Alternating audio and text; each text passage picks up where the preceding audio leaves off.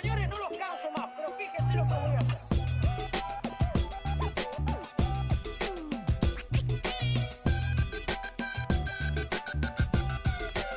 Montevideo se enciende, entre verde y cemento, la fauna se revuelve, historias cotidianas en un puzzle diferente, hablando la gente se entiende. Todo lo mejor que tenemos. Viernes 3 de septiembre, 18 horas, 14 grados y está comenzando Mirá Montevideo. ¿Cómo mejoró el clima? Sí, 14 grados, digamos, es un poco fresquito, pero bueno, hoy hubo sol, no hubo más lluvia. Yo soy fan del sol, no sé si se habrán dado cuenta. Bueno, y digamos que parece que el fin de semana se viene bonito, así que más nos alegra, ¿no? Bueno, y más nos alegra este programa que se viene con un contenido hermoso. En un ratito, Morena Ferreira va a estar en el móvil con dos de los integrantes de Juana y los Heladeros del Tango, porque es una de las bandas que se va a estar presentando este fin de semana en el festival El Solís al Azulov, que es donde se presentan exponentes nuevos del tango y va a estar increíble, así que nos vamos a enterar un poco más en un ratito con Morena Ferreira. Y yo en el segundo bloque voy a estar hablando con Juan Pellicer, que es documentalista y es el director, creador y guionista de la serie documental Historia de la Música Popular Uruguaya, que ustedes deben haber visto acá en TV Ciudad, que se ha pasado varias veces. Bueno, están terminando la segunda temporada. La primera temporada fue desde los 60 hasta el año 90. Y la segunda temporada justamente es la década del 90 en la música popular uruguaya, que hay de todo, de todos los géneros, tango, rock, música tropical, cantautores. La verdad que es un contenido maravilloso, vamos a estar hablando con él porque, bueno, están en periodo de postproducción y el año que viene se viene esa segunda temporada que vale la pena. Y seguimos con música, porque ahora le doy la bienvenida a mi compañero Jorge Temponi, que tiene una nota con un hablando de música popular uruguayo, con un musicazo que cumple medio siglo de trayectoria, digamos. ¿Verdad, Tempo? Buenas tardes. Así es, Campo. Buenas tardes para vos y para todas y todos. Sí, ya cumplió 50 años de trayectoria. Héctor Numa Moraes, integrante del llamado grupo de Tacuarembó, con tanta gente talentosa, ¿no? Digamos que proahijados y tutoreados de alguna manera por el enorme poeta, uno de los más de nuestro país, Washington el Bocha Benavides, y bueno, el Darno, la Carrero, él, muchísimos exponentes de la cultura musical, de la cultura popular, que vinieron desde allí, desde ese departamento. Él nació en Quina, Tacuarembó, y ya tiene más de 50 años de carrera. De hecho, lanzó un disco, esto es la excusa para la charla de hoy. A principios de este 2021 lanzó un disco titulado 50 años en vivo. Héctor Numa Moraes, 50 años en vivo, editado por Montevideo Music Group. Lo largó a principio de año y dijimos, vamos a juntarnos a charlar con Numa. Y vamos a charlar de qué, entre todo lo que se puede hablar con un tipo que es un gran cantautor, que ha compuesto tanto, que ha conocido tanta gente. Bueno, hablemos de su relación como curtinense y tacuaremboense. Hablemos de su relación con Montevideo. Entonces nos fuimos a la esquina del Teatro Odeón, ahí en la Ciudad Vieja, el teatro recuperado por la gente de Roberto Suárez, por el pequeño teatro de Morondanga, hace nada. De hecho, fue motivo de un móvil haciendo la obra Chacabuco. Para esa obra fue que lo recuperaron al teatro y para Mirá Montevideo. El viejo Teatro Odeón. Nos fuimos a la esquina, a la placita de la esquina, a conversar un poco con Numa, sobre todo de esto, ¿no? De su relación con Montevideo a lo largo de toda esta trayectoria. Así empieza la charla. Baldíos y terraplenes, alamedas, qué sé yo, cuántos caminos y calles anduve en Tacuarembó.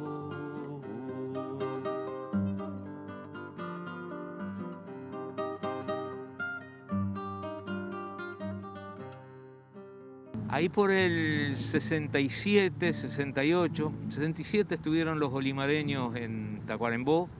Me invitaron a cantar, a ser de telonero en el Estadio Goyenola. Fue aquello muy emocionante para mí.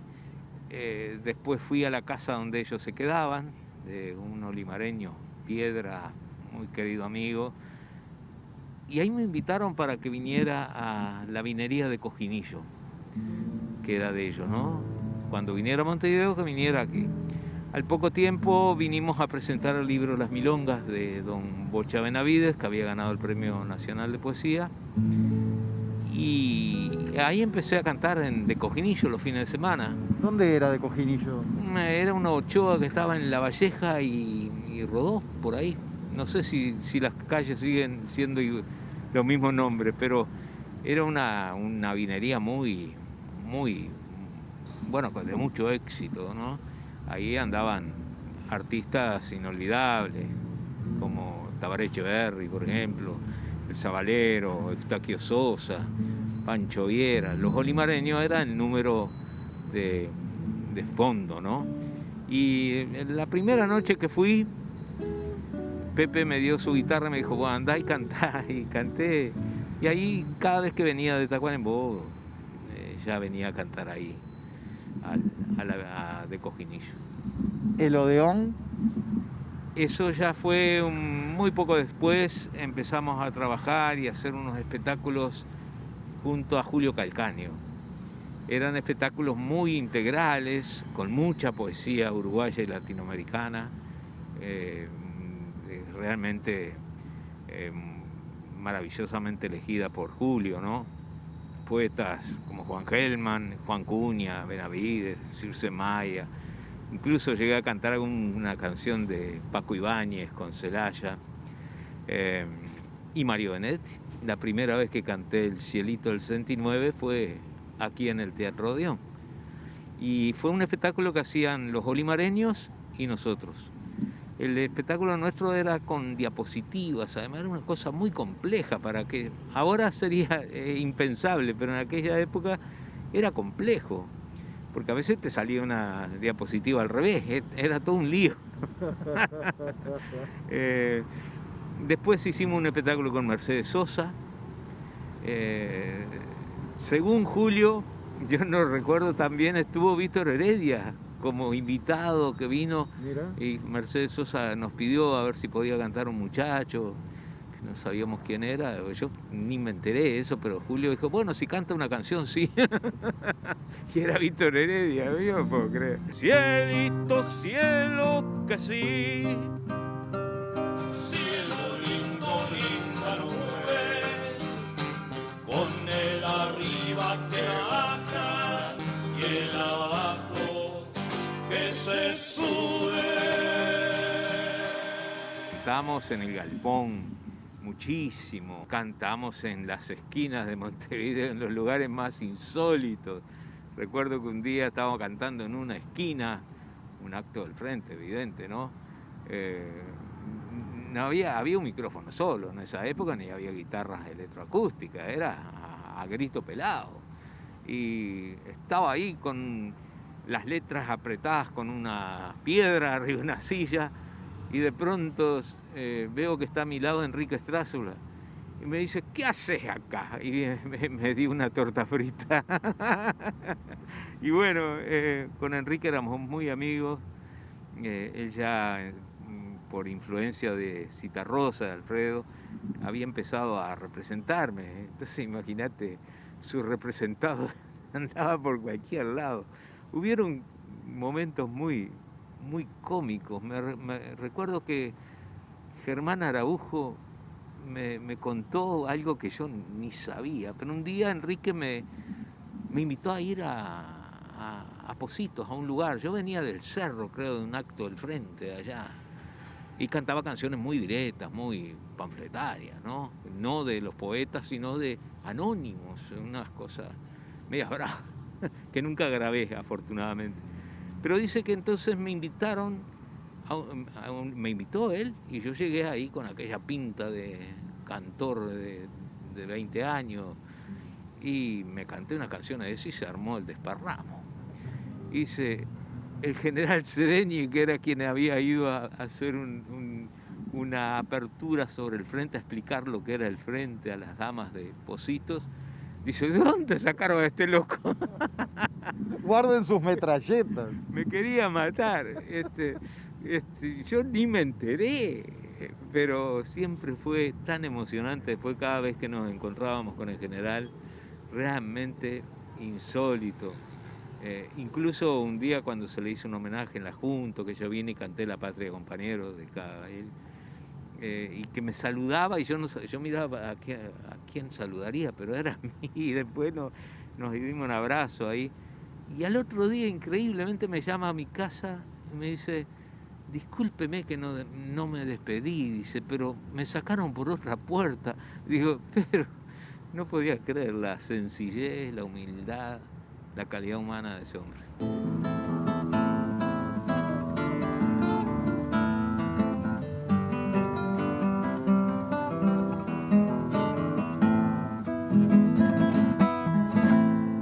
Mirás un niño y otro y luego muchos más. Sus ojos nada dicen, sus bocas piden pan. Mirás los jubilados que ya no pueden más, sin entender reunidos lo que les pasará. Y ves los pensionistas, fantasmas sin hogar, seguidos del invierno, mirando sin mirar, mirando sin mirar.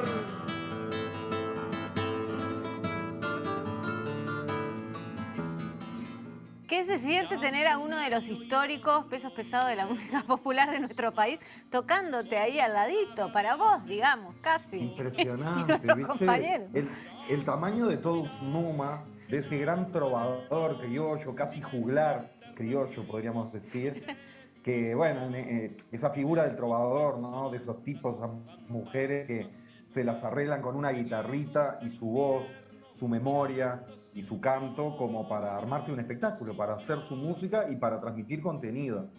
Y qué maravilla, qué sí. maravilla cómo eran los vínculos, ¿no? Porque uno piensa, recién él estaba contando que yo no sabía que Enrique Estrázulas era su representante.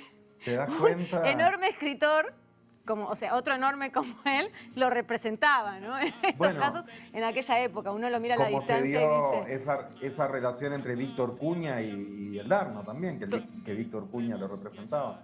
Totalmente. ¿Te das cuenta, Noé? Esto de Sereñi es fabuloso. Sí, Sereñi tratando de presentarles las ideas del Frente Amplio a las señoras de Pocito, un puñado de señoras de Pocito, y subió a Numa con la guitarra a cantar canciones directas, medio bravas, dice él. Meta y se ríe solo acordándose. Y vos sabés que nos contaba ahí al pasar de que un escritor de letras, uno de los letristas de esas canciones directas medias bravas, era Daniel Vidar, el enorme antropólogo que acabo de ver. Fíjate, los grandes personajes de nuestra cultura aparecen por todos lados. Acabo de ver en la promo del programa de tango de Rosalía que se viene en TV Ciudad. Es uno de los testimonios, el del gran antropólogo fallecido recientemente. Daniel Vidar, con un seudónimo, era uno de los letristas de esas canciones medias bravas. ¡Qué maravilla! De Cojinillo, que hay una canción que inmortalizaron los Olima a propósito, era una vinería muy famosa que tuve que andar averiguando porque él me dijo Rodó y La Valleja. ¿Y de dónde es Rodó? Parece que Rodó se llamaba antes La Valleja. Y de Cojinillo estaba en la proa mismo de Rodó y Constituyente, donde se abren Rodó y Constituyente. Ah, mirá. Ahí a metros de Carnelli, de la Cinemateca, de la vieja Cinemateca Carnelli y de la OCE. Así que ahí mismo en la planta baja estaba la famosa de Cojinillo de los Olima. Fíjate si se habrá relacionado en Montevideo con personajes y habrá tenido vivencias Numa Moraes.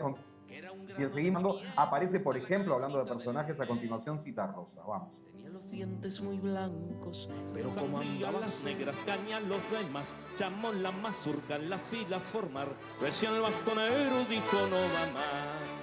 La Sala Verde es anterior a todo esto porque vine con el coro de Chichí Mujica, la hija de don José Tomás Mujica, el gran compositor, maestro de Carlevaro, de Tosar, y que se fue a vivir a Tacuarembó y allá fundó el conservatorio y era profesor de Guacinto Benavides, de todos estos nenes poetas, ¿no? Chichi, yo no conocía al maestro, pero con Chichi canté en el coro de ella y nos mandó la intendencia, supongo, o el conservatorio, ¿no? Sé que vinimos con el coro, cantaba una canción de solista junto a Ana Ferreira, y más el repertorio. Después vino a Bayuá Rodríguez como bandoneonista, con quien después hicimos mucho trabajo juntos.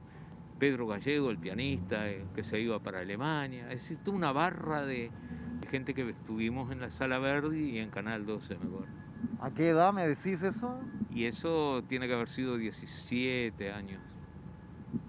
¿Tiene una música para vos o que vos asocies Montevideo, la ciudad en sí?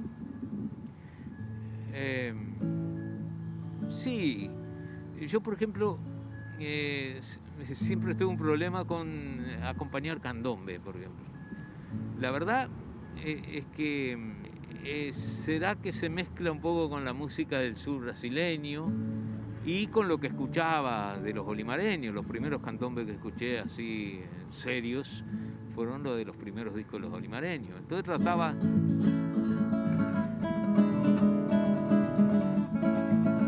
Pero cuando el Cebolla, justamente en Cuba, quiso acompañarme un candombe, porque él era de Montevideo, dice, eso no se puede acompañar, es horrible. Y bueno, me sale muy español.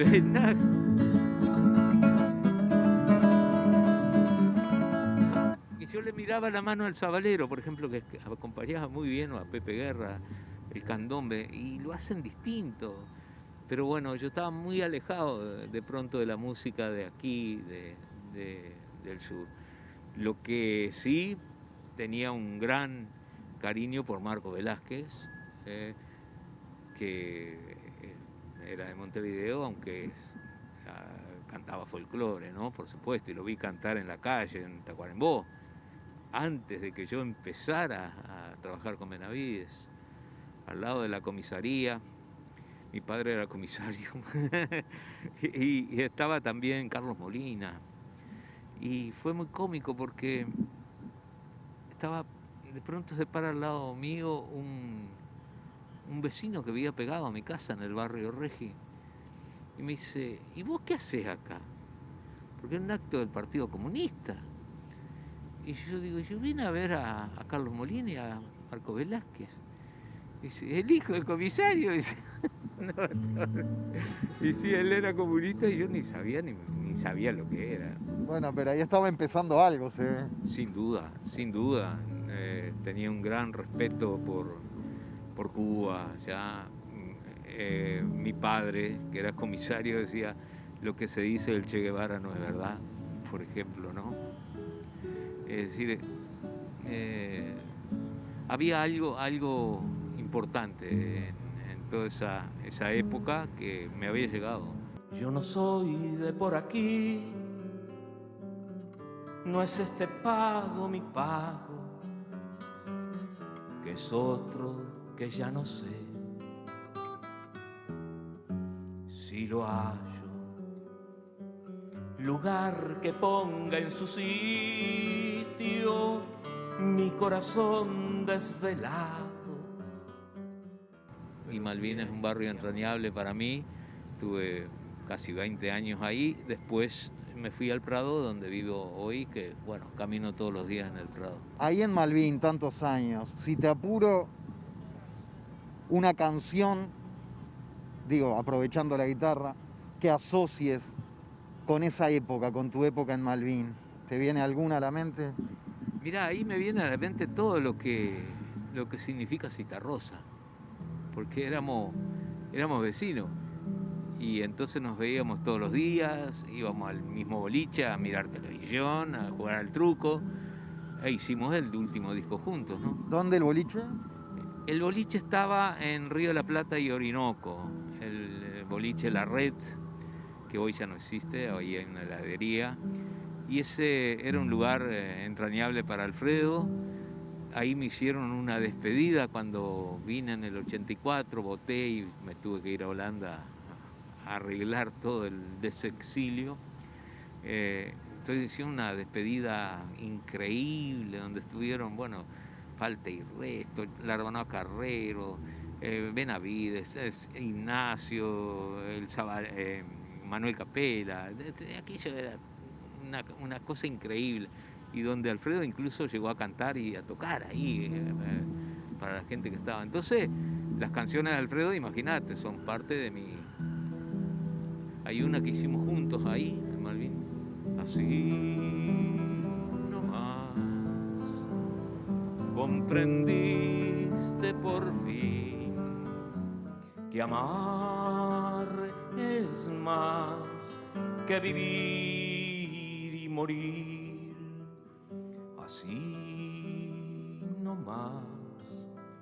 14 años atrás, pensando en ti, te sentiste amar. Es una música que yo tocaba como solo guitarra y él me la pidió para ponerle letra. Y le hice una letra entrañable. Así nomás, y está en este último disco. ¿Cuántos kilómetros faltarán para llegar al pueblo aquel donde no falta el tibio pan, donde te ofrezcan pura miel, a donde no te golpearán por religión o por la piel, por socialista o musulmán, te llames Dinarre o Raquel? Bueno, es un texto de Don Bocha Benavides. Gracias, Numa, un placer enorme. Gracias a ustedes y bueno, será hasta prontito. Ojalá podamos cantar y andar sin la careta. Ojalá, que sea muy en breve. Gracias, querido. Muchas gracias. Viene, viene, vendrá, viene, viene, vendrá. No trae otra divisa que la libertad. No trae otra divisa que la libertad.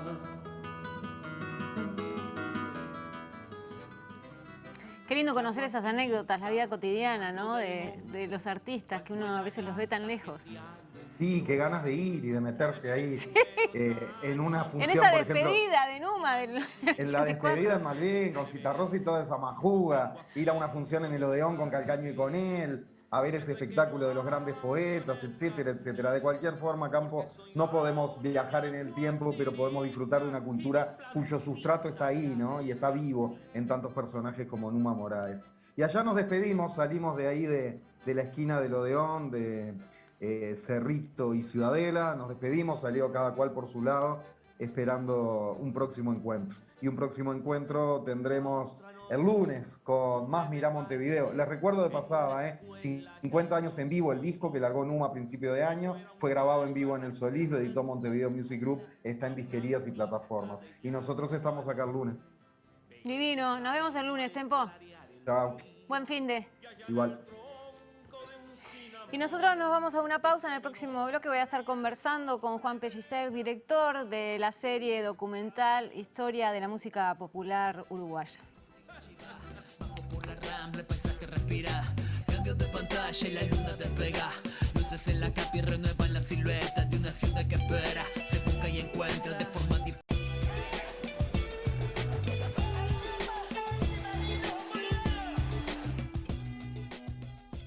En esta pantalla la serie de la música, de la historia de la música popular uruguaya, que realmente es un documento riquísimo y único de la historia de nuestro país, pero contada desde las canciones, ¿no? De los principales creadores de este Uruguay. Y ahora se viene una segunda temporada. La primera temporada, muchos recordarán que fue desde la década del 60 hasta fines de los 80. Y ahora se viene una segunda temporada que es la década del 90 y bueno, y se cuenta un poco esos 10 años de historia en nuestro país también. Estoy con su director, guionista, ideólogo, investigador también, por más que tenés un equipo que ahí te ayuda y forma parte. Así que te doy la bienvenida. Juan Pellicer es acá el creador. Gracias por estar en Mirá Montevideo. Bueno, muchas gracias a ustedes por el interés y por la invitación. No, por favor. Muchas gracias por habernos dado este gran documento que está hecho por muchos otros documentos que fueron recabando, encontrando, pidiendo y armaron una historia de nuestra música popular, pero una historia también del país visto desde la cultura, desde cómo reaccionaba la cultura en nuestro país. ¿Cómo surge esta idea? Sí, es algo que para nosotros era fundamental. Yo en determinado momento, cuando empecé a estudiar guitarra, iba como a talleres de ensamble y me daba cuenta que empezaba a conocer música que no conocía y entré a preguntarme por qué no la conocía. Y eso me llevó cada vez a ir investigando más, a ir indagando más. Bueno, y a transformarme en ratón de feria, buscando discos, publicaciones viejas. Y bueno, y todo eso fue generando mucha información en mí y un círculo cercano de amigos. ¿Y por que qué son no la conocías? ¿Porque no había un material ahí tangible? parte de lo que recorremos ahora en la segunda temporada implica que todos recuerdan que en la década del 90 casi no sonaba la música uruguaya en las radios, en las FM, que eran pocas, y sobre todo en español tampoco. La mayoría era música en inglés. Entonces yo me acuerdo de una anécdota que me contaron de Santiago Chalar, no me acuerdo si Santiago Chalar o Marco Velázquez, que decía: si cae un avión en el interior del Uruguay y prende una radio, va a pensar que está en un país angloparlante, ¿no? Claro. Porque era lo que sonaba primordialmente. Habían algunos espacios, ¿no? Pero costaba muchísimo que la música tuviera un cierto reconocimiento. Siempre el músico uruguayo era como el que te cruzabas en el almacén, ¿no? El que te lo cruzabas en la vida cotidiana y estaba como en un segundo nivel de calidad, ¿viste? No vas a comparar, no sé, a los Beatles, a los Rolling con un músico referente de nuestro país. Y bueno, es simplemente poner las cosas en su contexto social, político, en los cuales sucedieron, su contexto empresarial, internacional, etcétera. Porque bueno, por algo también esa música aparece en ese contexto. Exacto. Digamos, ¿no? En algún momento se necesitó esa música un poco en ese contexto, no, quizá. Y además es esa cuestión de si no contás vos tu propia historia, o desaparece o va a venir y te la va a contar alguien más de afuera, ¿no? Y me parecía interesante, también había muchos músicos con muchos años que eran testimonios que había que rescatar. Y bueno, y ahí empezamos en esa búsqueda. Bueno, de hecho tenés entrevistas ya de algunos artistas que ya fallecieron y que pudiste rescatar el testimonio de ellos. Sí, Sabalero, Arno Jans, Biglietti, etcétera. Hay varios, Eduardo Rivero de Caribe con K. La idea nuestra era despojarnos de nuestros gustos musicales y abarcar todos los géneros, identificar hitos dentro de nuestra historia, dentro de cada género, y ver qué convivía en la década del 60 musicalmente, qué hacía bailar, ¿no? Qué hacía disfrutar a la gente. Eso tiene como un contacto emotivo muy grande, y también es una excusa para repasar nuestra historia, ¿no? Y contar nuestra historia desde la cultura, como nos enseñó Barrán y después Caetano, y bueno, tantos historiadores que tomaron como esa influencia de la Escuela de los Anales. ¿Vos lo tomaste a ellos como influencia para hacer este documental? Sí, claro, esos libros, la historia de la vida privada, la historia de la sensibilidad, son cosas que te dicen, bueno, la historia no se construye solo con los grandes acontecimientos históricos, ¿no? Sino también la historia de la vida cotidiana, de la cultura, va construyendo un sentido común, ¿no? Un montón de cosas que manejamos sin darnos cuenta en la vida cotidiana, y que a veces está bueno sistematizar esa información, ponerla arriba de la mesa y reflexionar sobre eso, y no por eso tiene que ser un trabajo aburrido, ¿no? Que siempre como que lo reflexivo y lo que importa para conocernos se lleva para ese lado, como que no es entretenimiento. La idea era combinar las dos cosas, recuperar mucho material de archivo, y hay un contacto emotivo con muchas generaciones, con respecto a muchos mails que empezamos a conseguir. Yo me instalaba en la casa de muchos músicos, por ejemplo, me acuerdo de la de Washington Carrasco, que tenía un baúl gigante lleno de recortes de prensa, que me transformé en una semana en un mueble de su casa, más o menos. Me llevaba cosas, iba, venía, traía, y fue impresionante el aporte a la investigación que él hizo.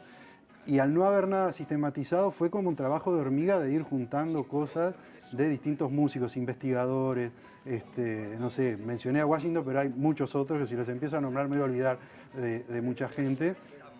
Pero después que salió la serie, nos encontramos con la sorpresa de que muchos investigadores nos empezaban a llamar. Estoy investigando sobre los que iban cantando, estoy investigando sobre tal época, ¿qué material tenés? Y empezamos como a hacer circular ese material, ¿no? Tener la misma política que tuvieron esas personas que nos abrieron sus puertas sin conocernos. Coriún fue otro que tuve grandes reuniones con él hasta la 1 de la mañana en su casa, me soportó varias veces. Bailó, cantó, nos puso ejemplo, era increíble. Es esa cosa que es medio intransferible, ¿no? Al no quedar registrada. pero era tratar de servir también de nexo con otros que siguen investigando. Y bueno, y la idea era como entornar una puertita dentro de cada movimiento, de cada hito que nosotros encontrábamos, y ahí incluso puede haber 50 músicos más para entrevistar, una serie entera dentro de cada puertita que nosotros abríamos. Bueno, y hablando de esas puertitas que ustedes abrieron, ¿no? Me sorprendió para bien, hay un testimonio en la segunda temporada que ustedes ponen en el dossier, no la vi porque todavía no está pronta. El año no me que viene adelanté va. a ustedes. De Franny Glass diciendo que viendo la primera temporada de Historia de la Música Popular Uruguaya, él se dio cuenta que tenía que hacer algo con su música. Como Claro. que le... no, eso está bueno, como a partir de eso también... Sí, ese fue otro testimonio que nos hizo también reflexionar mucho sobre el trabajo nuestro, sobre que había mucha gente que le estaba llegando el trabajo.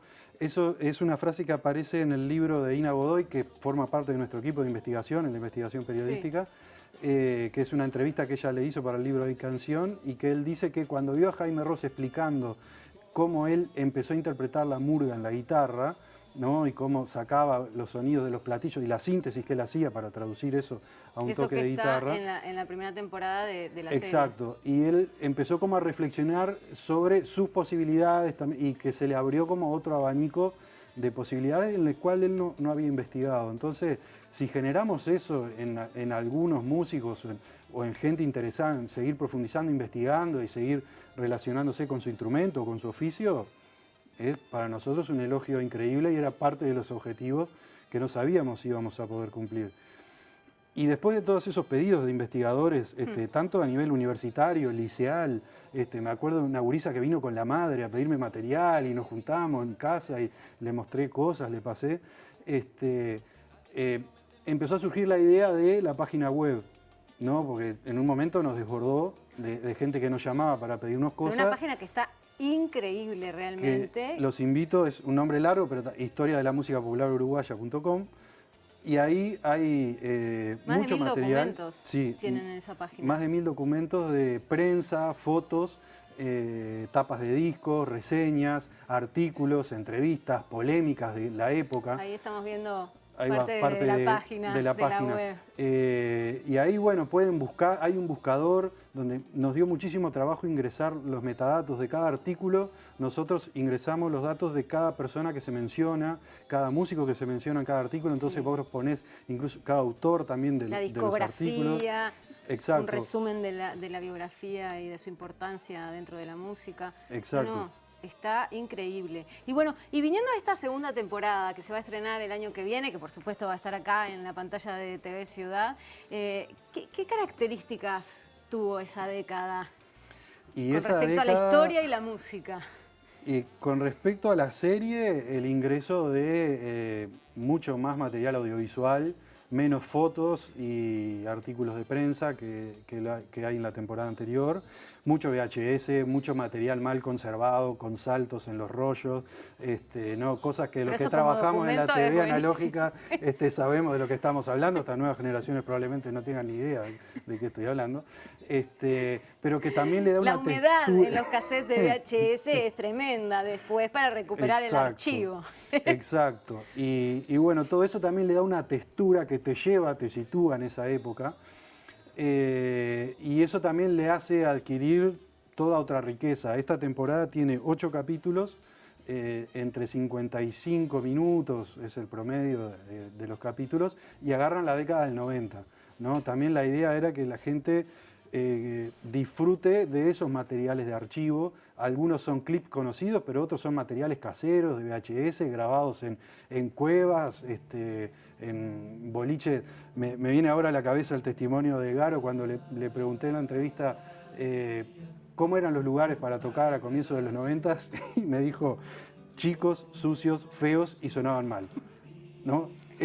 Además, en ese poder de síntesis que tiene Garo, fue también la respuesta de los demás, ¿no? Claro. Que se iniciaron en la movida de rock a comienzos de los 90.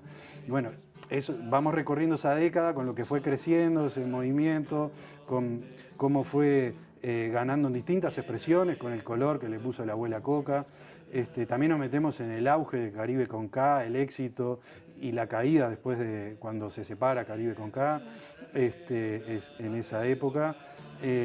Los festivales de canto popular que empezaron como a poblar el interior, ¿no?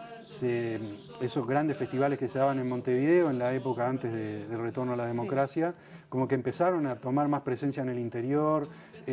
Significó una beta también laboral para muchos músicos que estaban presentes en muchos de esos festivales. También recorremos, en un par de capítulos recorremos esa experiencia.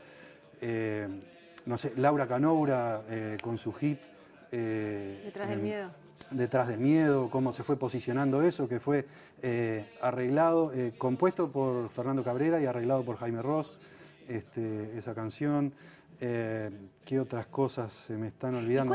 ¿Cuál fue el criterio para seleccionar los artistas, digamos, que fueron las temáticas que elegían para cada capítulo? Porque no es que los capítulos se dividan en artistas, sino que se dividen también en un contexto histórico, cosas que estaban pasando.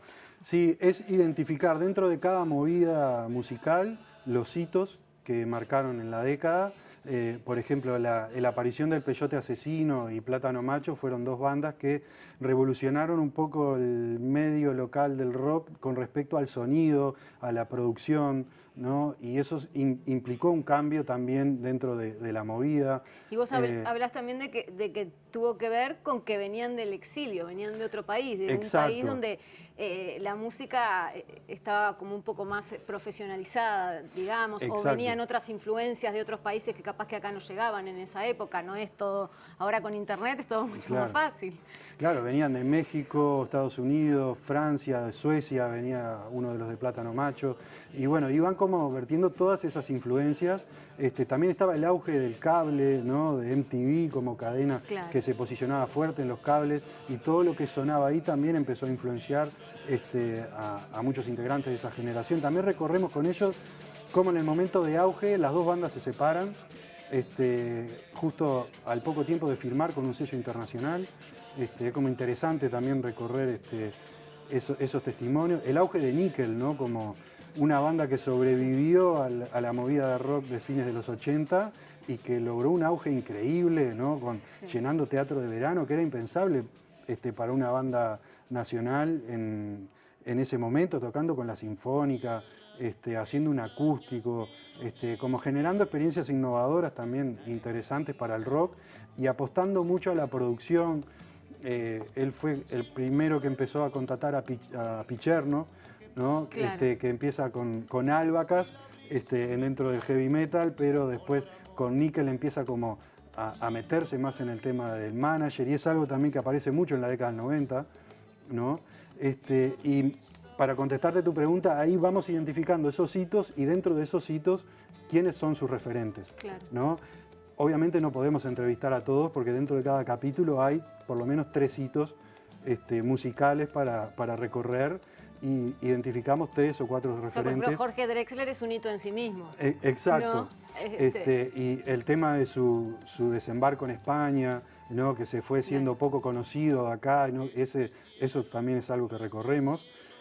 Mandrake, Schellenberg, otra generación. Hay un disco de Mandrake que se llama Mestizo en todos lados, que es como un poco una seña de identidad de esa generación, que no eran ni del rock ni del canto popular, ¿no? Y entonces se sentían como mestizos en todos lados porque no encajaban en ningún lado. Y eso también le fue dando como una señal de identidad propia muy interesante, generando también contacto con el pasado, ¿no? Con el camino iniciado por Mateo, Rada, que continuó Jaime, ¿no? Que también lo continúa. Hay como líneas también que se identifican a lo largo de la serie, que está bueno como ser consciente de eso, identificarlo, reflexionar sobre eso, y después te podrá gustar o no. Pero por lo menos tenés más información para evaluar los distintos fenómenos, en los contextos que sucedieron, y bueno, las cosas que fueron sucediendo en la cultura y en la música especialmente. Bueno, les recomiendo, pero así, súper recomiendo la página web, ¿no? Porque aparte ahí están los capítulos de la primera temporada también. Entonces, además de ver toda la información, todos los documentos, toda la historia, si no vieron todavía la historia de la música popular uruguaya, la primera temporada, tómense tiempo y mírenla porque es muy, pero muy rica. Y bueno, antes de irnos con un material que agradecemos que nos hayas traído y que, bueno, y que sabemos que también está en la página de Buenos Muchachos, bueno, pero eso lo explicamos ahora después, les cuento que, bueno, tuvimos unos temitas técnicos, entonces More Ferreira no va a estar con los integrantes de Juana y los heladeros del tango, pero sí les quiero recomendar este fin de semana ese festival que hay en el Teatro Solís, que es el Solís al Azulov, donde van a estar los nuevos exponentes del tango de nuestro país. Y ahora sí, entonces nos vamos con un material que es buenísimo. Contanos un poco. Dentro de toda esa búsqueda que hicimos, en la página de Buenos Muchachos encontramos un material de comienzo de los 90 de Junta Cadáveres, que es filmado por Beto Quintans, que nos contactamos con él y que nos permitió usar el material, y que también los que hicieron la página de Buenos Muchachos son los que hicieron la página web de la serie, los de Venado, que les mando un saludo, que la verdad que es impresionante el trabajo que vienen haciendo. Y ese material es un registro en vivo, con sonido ambiente, se escucha medio mal, pero es un registro con lo que había en la época. Con una cámara VHS. Con una cámara VHS. ¿Que era de Magela Ferrero? ¿Puede ser? Eso el dato no lo tengo tan claro. Me pasaron ese dato, que creo que la cámara era de Magela Ferrero, una fotógrafa increíble. Bastante conocida, sí. Y bueno, y es uno de los materiales que llegaron, como, no sé, Juan Carlos López nos pasó muchas cosas de Americando, Raquel Daruech de La Sed y el Agua, de entrevistas y cosas que nos ha pasado. Y así, bueno, muchos materiales que han llegado, como tesoros que estaban en rincones de casas que se desempolvaron y bueno, podrán ser compartidos en la serie. Y la idea es, por suerte ganamos el fondo de postproducción, vamos a poder terminar en este semestre y el año que viene va a estar disponible para que en este canal la puedan programar en el momento que quieran. Divino, ya la tendremos entonces. Muchísimas gracias, muchas gracias por este gran trabajo que venís haciendo ya desde 2004. Sí, desde 2004 arrancamos con la primera entrevista, pero arrancamos con las reuniones con los compañeros, creo que en la crisis del 2002. Ay, bien. Qué buen momento. Vieron que pasan cosas buenas en la crisis a pesar de todo. Bueno, nos vamos entonces con los Buenos Muchachos de Junta Cadáveres 1991. Nos vemos el lunes. Buen fin de semana. Gracias.